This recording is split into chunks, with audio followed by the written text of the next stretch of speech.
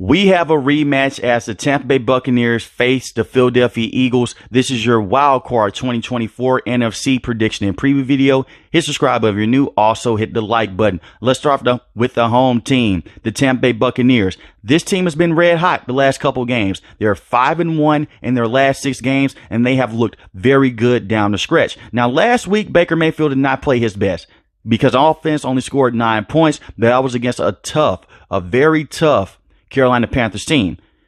For the duration of this season, the Tampa Bay Buccaneers have still not been able to run the football, but Baker Mayfield's been able to go out there and have a lot of good games. He's had some bad games as well, but overall, he has looked like a very good quarterback with this team. This is a very important test for Baker Mayfield because a lot of people are questioning him. Can he go out there and can he beat some of the elite teams in the NFL? One thing that I'm looking at right now with the Tampa Bay Buccaneers in this game, you have to keep the pocket clean for Baker Mayfield, because if you can't keep the pocket clean, a lot of bad things can happen. Baker Mayfield, when he doesn't have that much pressure and when he can work off play action, he has been a very good quarterback with this team. He can get the ball to guys like Mike Evans and Chris Godwin, and you're going against a porous defense right now in the Philadelphia Eagles. You talk about two teams that are the polar opposite down the stretch. Like I mentioned before, Tampa Bay is 5-1 in their last 6 games, while the Eagles are 1-5 in their last 6 games. The last time these two teams faced each other, the Philadelphia Eagles did get them, and the Philadelphia Eagles did look dominant. They beat them 25-11, but a lot has changed since then. I look at this Tampa Bay Buccaneers team. They blitz a lot. And in this game, I would not blitz as much. You would try to just go out there and get pressure with your original front 4 to front 5 guys. You can blitz here and there. But that's one thing about Todd Bowles. He loves to blitz. And it has hurt the secondary of the Tampa Bay Buccaneers because they are 5th in rush defense, but they're 29th in passing defense. So they're going to be able to go out there and stop that run game of the Philadelphia Eagles. But I'm worried about how the secondary is going to look against guys like Devontae Smith, who is questionable for this game, and A.J. Brown, who is also questionable for this game. But you also have Dallas Goedert, who can go out there and give you a lot of problems as well. A.J. Brown had 9 receptions for 131 receiving yards last game. You have to key in. You have to hone in on him. You have to make this team one-dimensional. Like I mentioned before, going out there and stopping the run should not be a problem for his Tampa Bay Buccaneers team. It's just the pass game that I'm worried about. And guys like Carlton Davis and Jamel Dean are going to have to step up in this game.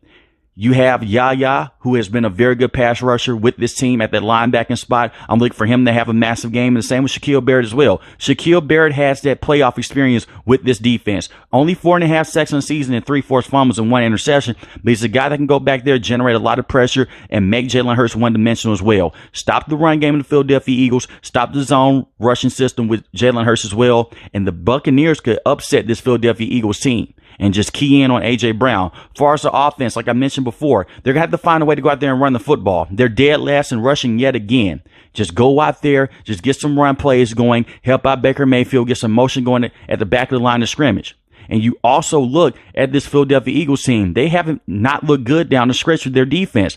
I do not know how they're going to be able to guard Mike Evans and Chris Godwin, but get Mike Evans going early in this game. It's going to come down to, can Baker Mayfield take care of the football? Can they just run the football a little bit? Can you just get 3 to 4 yards to carry? And can you get Mike Evans going in a consistent rate? And if you can't get him going, get Chris Godwin going as well. Because this is pretty much the same team, with the exception of not having Bruce Arians anymore and Tom Brady. These are pretty much the same players that was on that Super Bowl roster a couple years ago against the Kansas City Chiefs.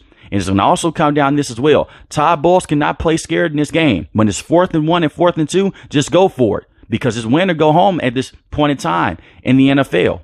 And you look at this Buccaneers team, they're the underdog right now, but you're playing at home. You have to be able to go out there and coach like it's your last game.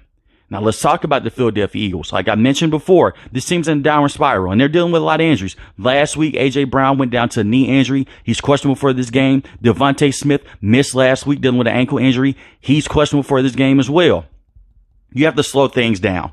Run the football in this game as much as possible. With Jalen Hurts, with DeAndre Swift, do whatever you need to do to run the football. Make this defense one-dimensional. Make them have to go out there and blitz over and over again and do some quick action. Get the ball into guys' hands like Dallas Goedert on some tight end screens, like Devontae Smith, like A.J. Brown, to get the pressure off of Jalen Hurts. And Jalen Hurts can not come out here and turn the football over. In the last couple of games, he hasn't done that. And like I mentioned before, the Tampa Bay Buccaneers are going to try to force Jalen Hurts to throw the football. When he has thrown the ball 40-plus times this season, he has thrown numerous interceptions, like how he did against the New York Jets.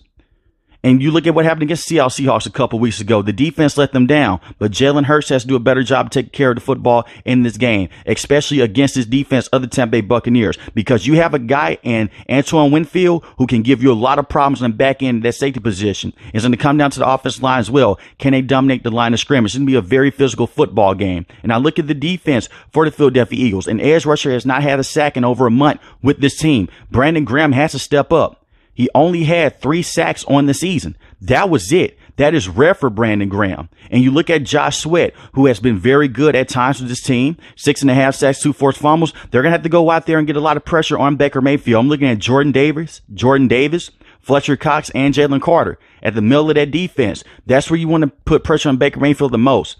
It's the middle and also on the edge as well. But make sure you can't step in the pocket and get the ball to guys like Mike Evans and Chris Godwin. And this secondary is going to have to wake up as well. I would blitz a lot in this game against Baker Mayfield. I know some people may go against that. I would blitz a lot because if you can go there with Hassan Reddick, who's the best pass rusher with this team, if you can just get into Baker Mayfield's passing lanes, you can be in a very good situation. I have zero faith in this secondary being able to hold up against Mike Evans and Chris Godwin for 4 straight quarters. That's going to be hard to do, especially with Matt Patricia calling plays like how he's calling them right now. Look at what Drew Lock was able to do a couple weeks ago. They're not able to get consistent pressure, and he found Jackson Smith and Jigba in the back of the red zone, and that pretty much ended the game for the Philadelphia Eagles.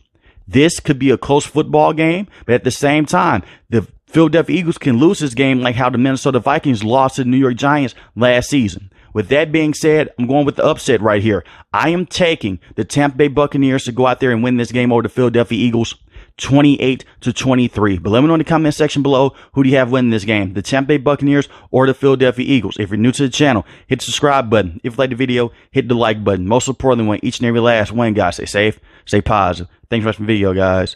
Peace.